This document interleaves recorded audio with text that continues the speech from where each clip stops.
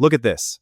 Same prompt, same settings, but this version generated today looks completely off. Something inside Grok Imagine clearly changed, and it didn't just affect one result. People started testing it across different prompts, and the results keep matching. Skin looks over smooth, lighting feels artificial, and motion becomes stiff. This doesn't look like random variation anymore. And it's not just isolated complaints. Multiple users are reporting the same downgrade at the same time.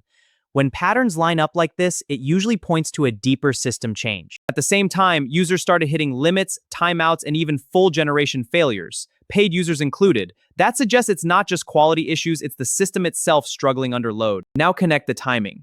Updates roll out, new features drop, and suddenly quality declines while stability breaks.